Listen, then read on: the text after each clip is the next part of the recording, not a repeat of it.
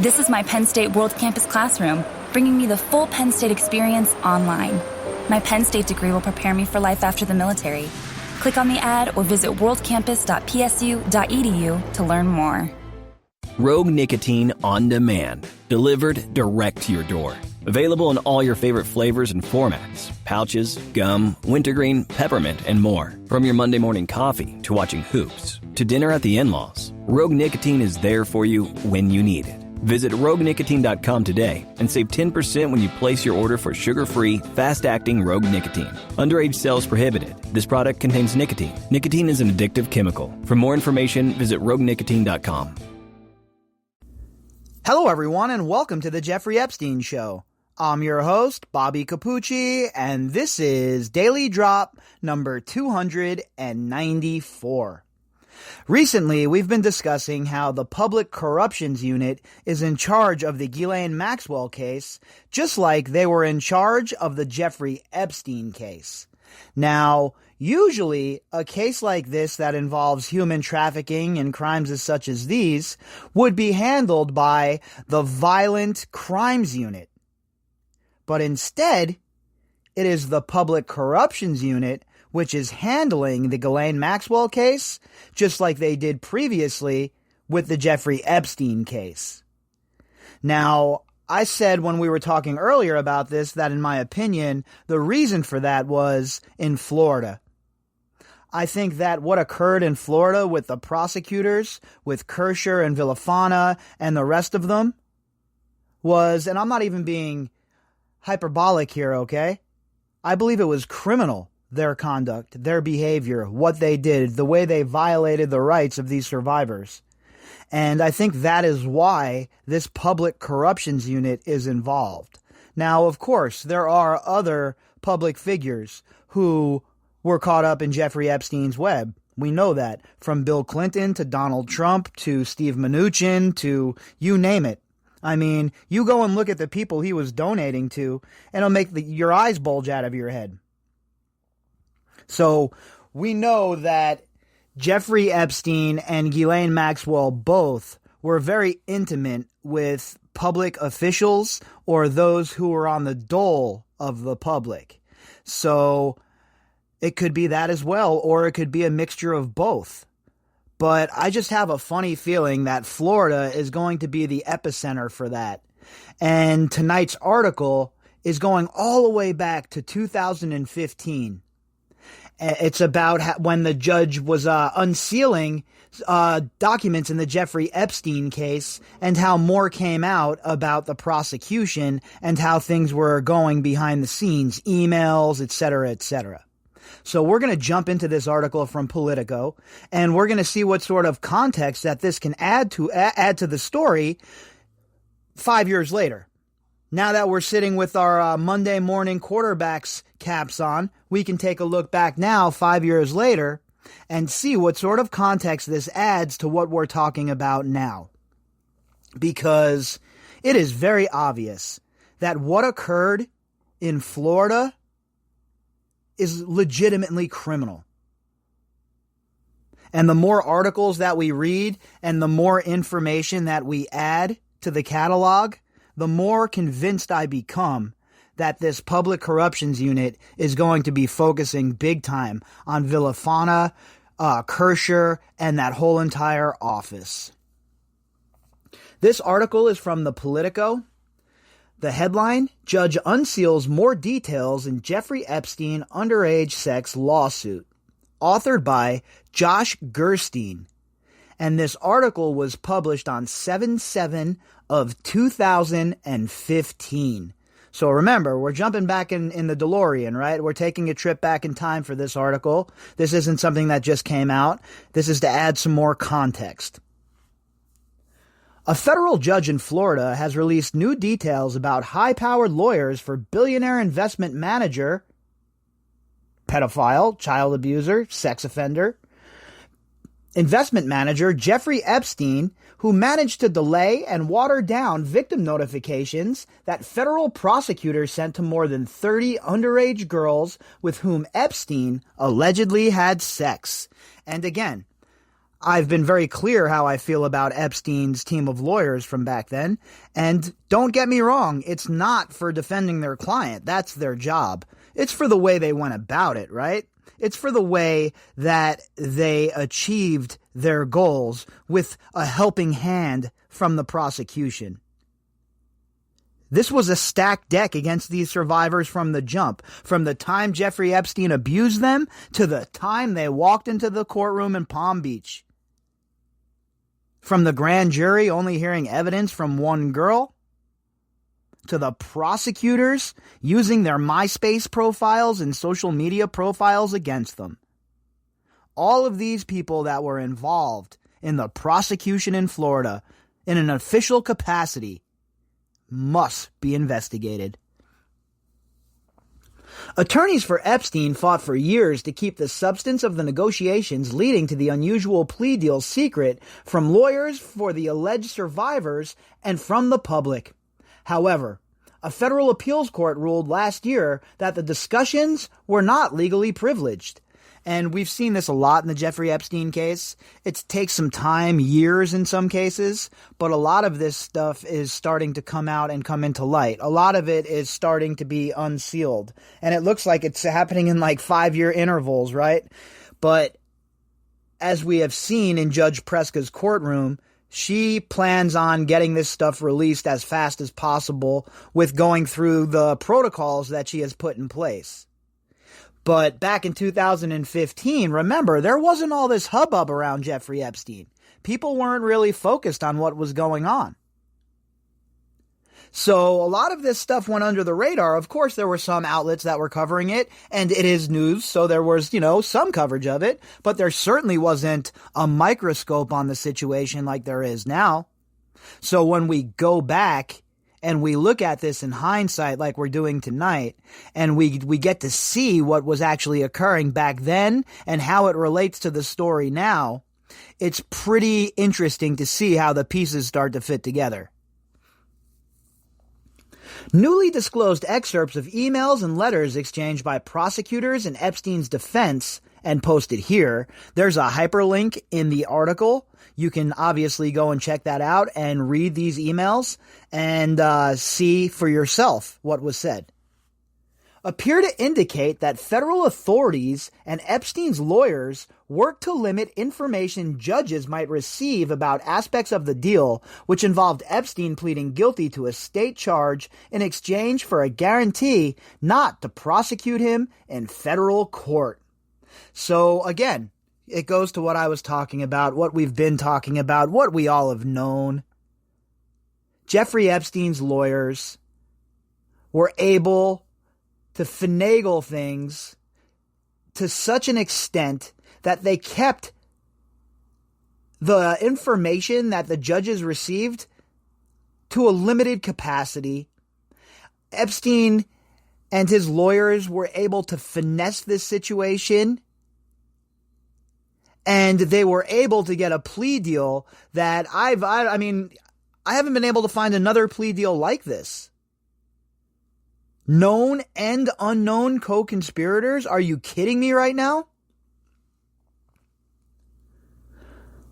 Andy, who wasn't further identified in the filing, recommended that some of the time issues be addressed only in the state agreement so that it isn't obvious to the judge that we are trying to create federal jurisdiction for prison purposes.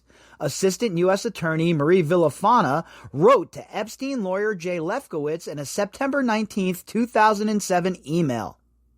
So why is Marie Villafana writing to Epstein's lawyer Jay Lefkowitz about standard language regarding resolving all criminal liability and mention co-conspirators? But she'd prefer not to highlight other crimes, and she wants to make sure that the time issues are addressed and it's only a state agreement. And why is she even conducting these sorts of conversations with the people she's supposed to be prosecuting? What is she, part of the defense team? I will include our standard language regarding resolving all criminal liability, and I will mention co-conspirators. But I would prefer not to highlight for the judge all of the other crimes and all of the other persons that we could charge. Maybe we could set a time to meet. If you want to meet off campus somewhere, that is fine. I will make sure that I have all of the necessary decision makers present or on call as well. Now, let me ask you folks a question, okay? You think you'd get this treatment?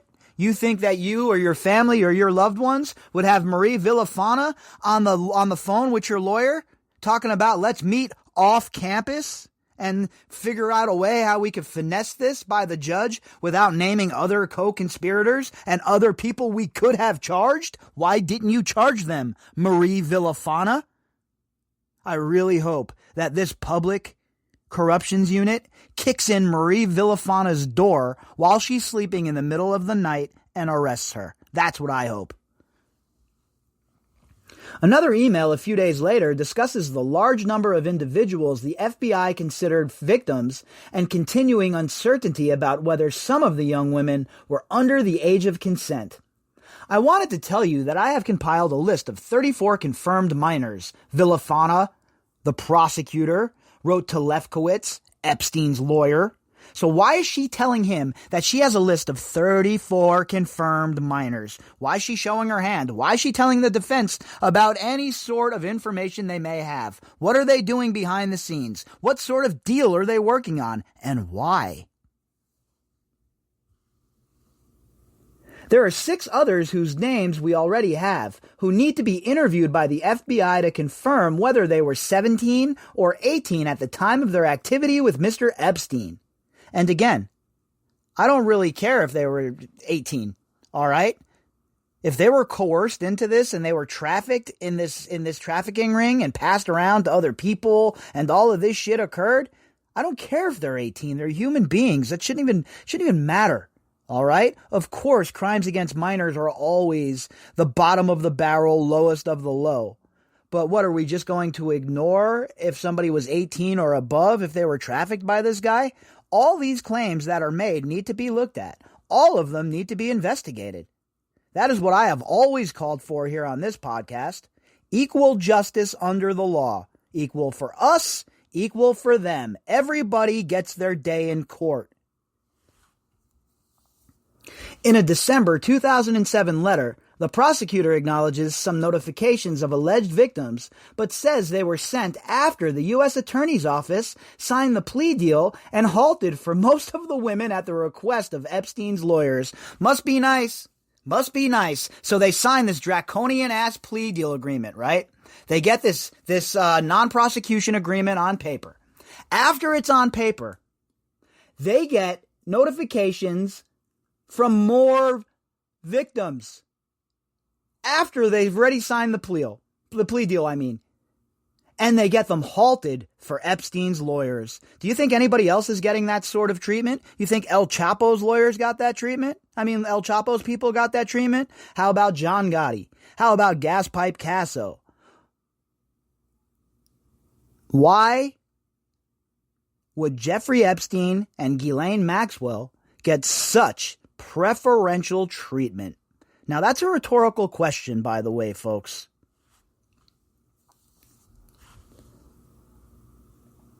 Three victims were notified shortly after the signing of the non-prosecution agreement of the general terms of that agreement, Villafana wrote, again to Lefkowitz. You raised objections to any victim notifications, and no further notifications were done. She's admitting right here in this article that they broke the Victims' Crimes Act. They didn't follow through on their end of the bargain of letting the survivors know what they were up to.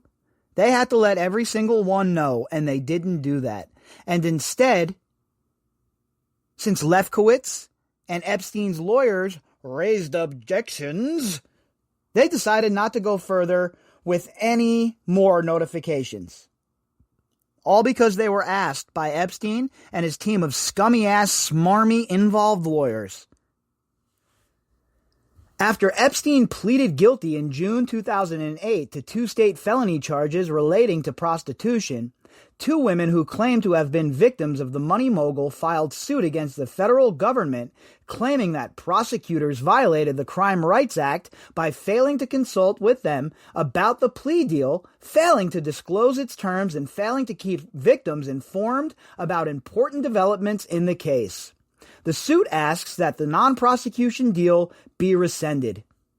And now, remember, this is the deal. This is what we've been talking about. That's in the 11th Circuit Court of Appeals.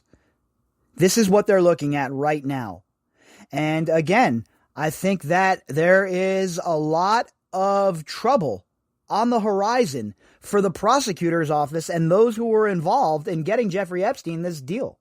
I mean, just from the emails alone, folks, it's damning for Villafana and Krischer and the whole entire prosecutor's office in the state of Florida.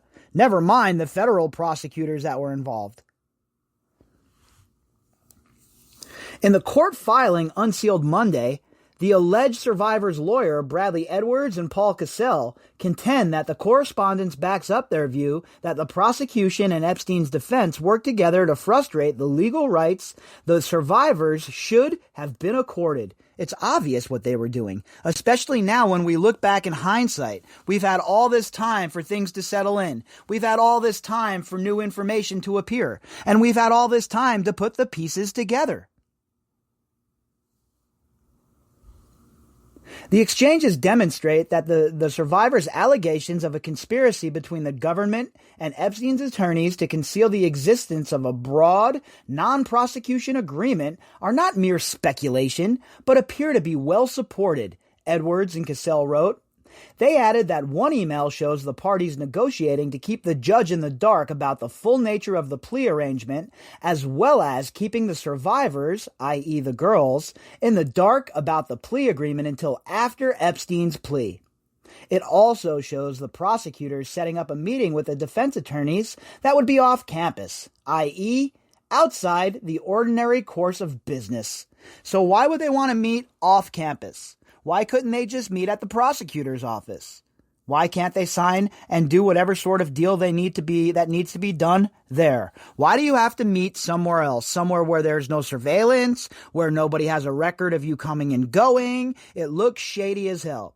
And when you add it into what we've been dealing with these scumbags, I don't know about you, but I don't believe that they were just meeting off campus for a nice cup of coffee.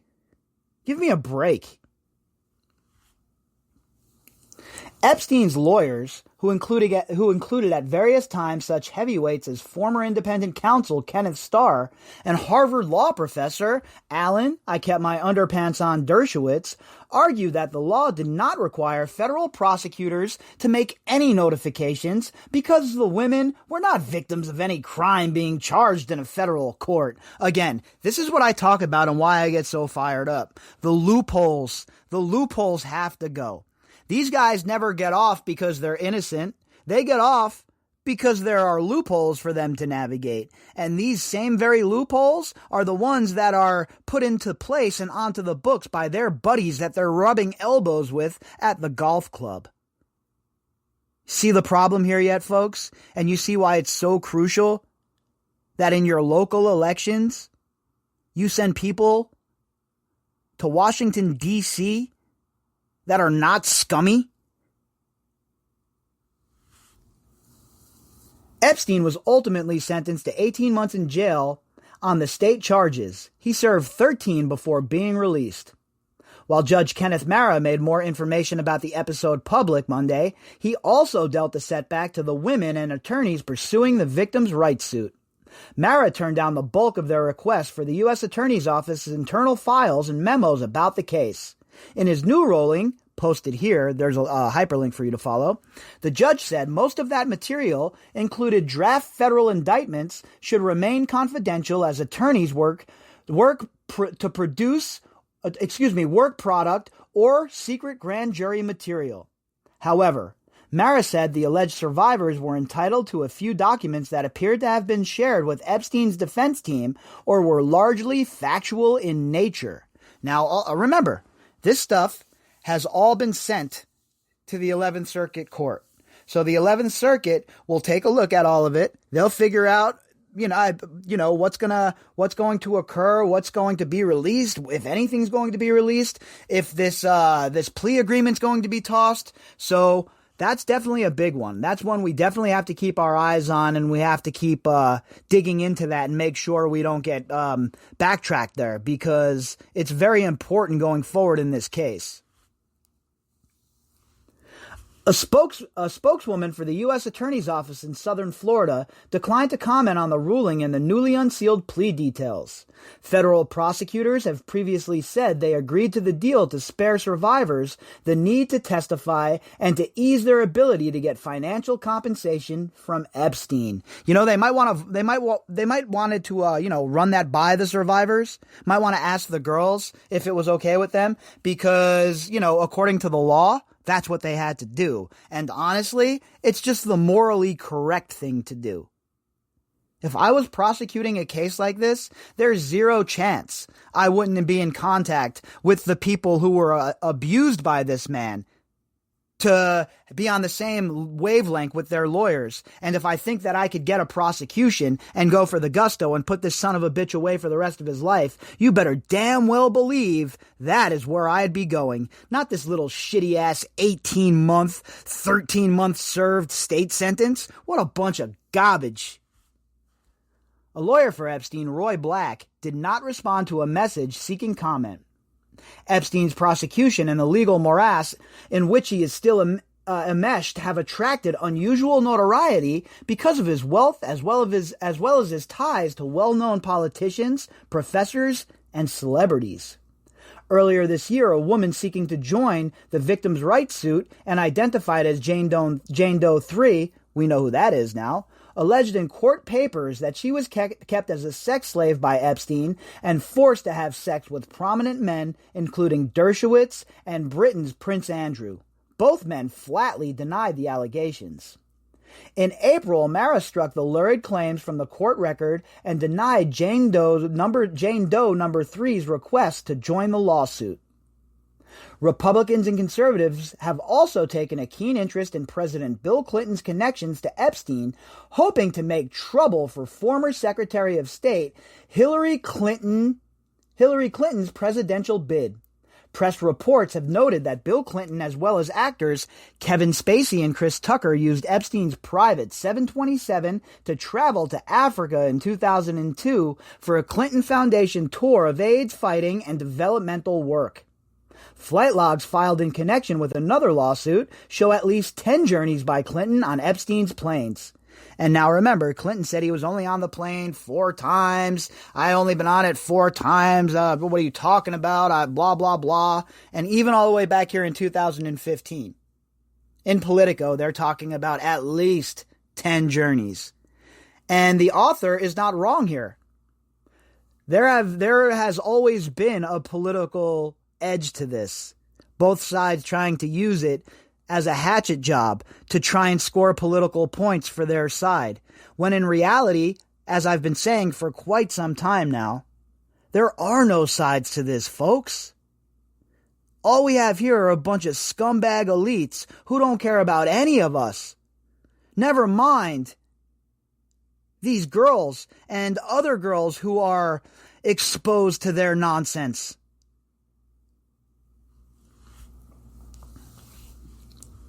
I'd like to know what he was doing with Jeffrey Epstein. How many trips did he take? Where he was going? What did he do when he was with this guy? Republican National Committee Chairman Reince Priebus told Bloomberg in March. When you hang out with a guy who has a reputation like Jeffrey Epstein, multiple times on private jets, on weekends, on trips, on places at least where it's been reported not very good things happen, it would be good to know what our former president was doing, especially because it appears he's going to be part of a campaign ticket on the other side of the aisle.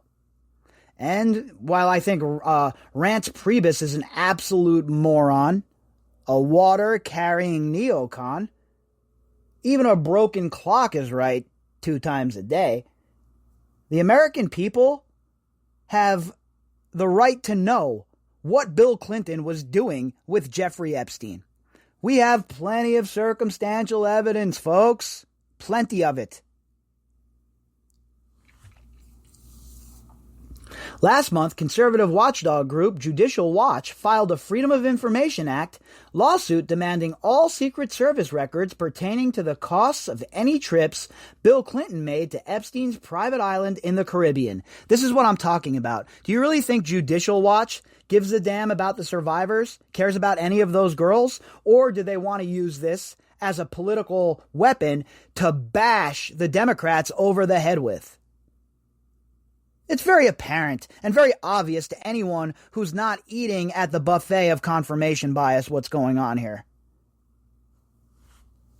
Spokespeople for Hillary Clinton's campaign, the Clinton Foundation, and Bill Clinton did not respond to requests for comment. A lot smarter than Prince Andrew. Prince Andrew should have taken a page out of Bill Clinton's book when it comes to Jeffrey Epstein. Keep your yap shut. Because all of these guys that were hanging out with him are in serious peril. At least one presidential hopeful who has since jumped in the ring on the Republican side was friendly with Epstein. Donald Trump. I've known Jeff for 15 years. Terrific guy, Trump told New York Magazine back in 2002. He's a lot of fun to be with. It is even said he likes beautiful women as much as I do, and many of them are on the younger side. No doubt about it, Jeffrey enjoys his social life. Yeah, that's not the comment of a creeper. That's not the comment of another degenerate.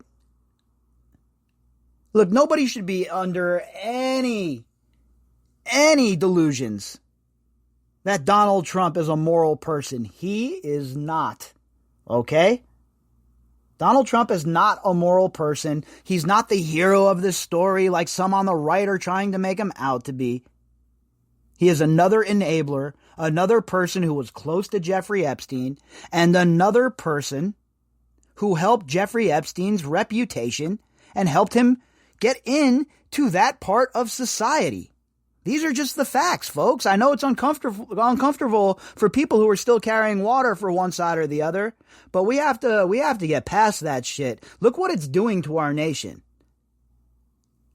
Just today, I saw two people that have been friends since childhood, going at it over stupid-ass, dumbass, nonsensical, divisive politics.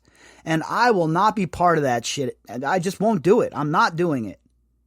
For the past year, I've been seeing how things have turned, and it's disturbing to me. It's very disturbing that we can no longer have proper conversations.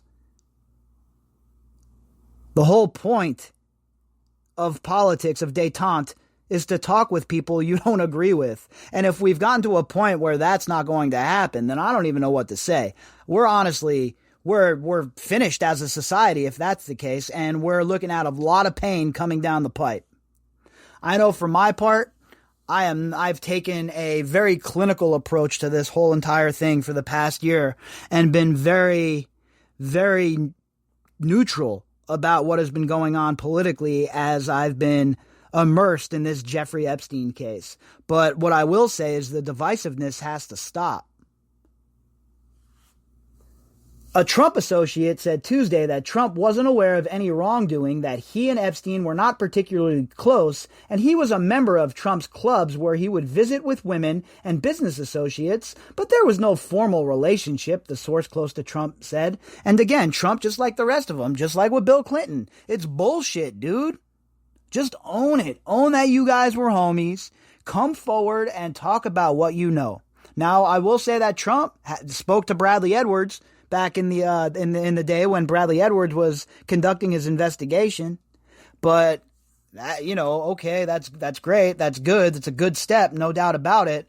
But wishing Ghislaine Maxwell well, and, it's just been one misstep after the other when it comes to Epstein with Trump. So I don't know how anyone on the right can try and use Jeffrey Epstein as a cudgel to beat people on the left, and people on the left don't think I've forgotten about you, because guess what? You most certainly can't use this as a weapon against Donald Trump and his people either. Because guess what, folks? There's enough scumbaggery on both sides to go around.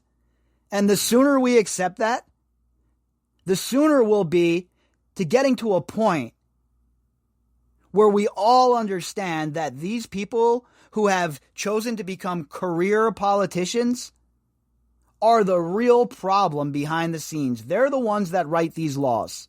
They're the ones that wrote all of these laws with all of these loopholes that Dershowitz and company used to get Jeffrey Epstein off. These are these people that we elect. These are the people that are taking money hand over fist from people just like Jeffrey Epstein. And you don't think that they're getting anything in return? People like Epstein are just ponying up dough to these politicians for their health? Of course not. We know it's symbiotic.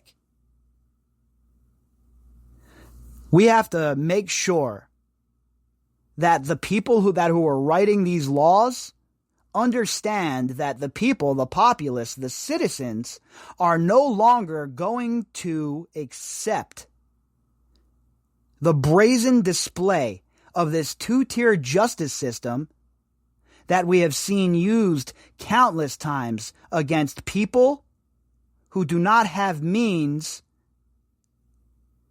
by people who are so-called elite. It has to stop. One justice system for everybody. That needs to be the goal. And the only way we're ever going to get there is if we have politicians that understand that the people will not accept their bullshit any longer. And that goes for both sides of the aisle. If you'd like to contact me, you can do that at Bobbycapucci at protonmail.com. That's BOBBYCAPUCCI at protonmail.com. You can also find me on Twitter at BOBBY_CAPUCCI.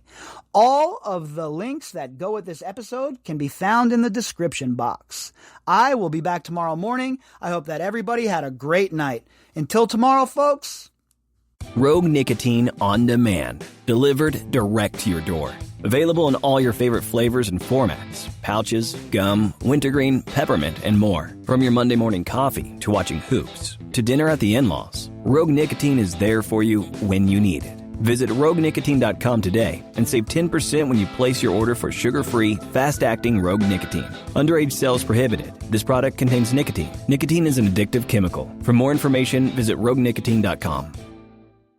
Rogue Nicotine on demand, delivered direct to your door. Available in all your favorite flavors and formats: pouches, gum, wintergreen, peppermint, and more. From your Monday morning coffee to watching hoops to dinner at the in-laws, Rogue Nicotine is there for you when you need it. Visit RogueNicotine.com today and save 10% when you place your order for sugar-free, fast-acting Rogue Nicotine. Underage sales prohibited. This product contains nicotine. Nicotine is an addictive chemical. For more information, visit RogueNicotine.com.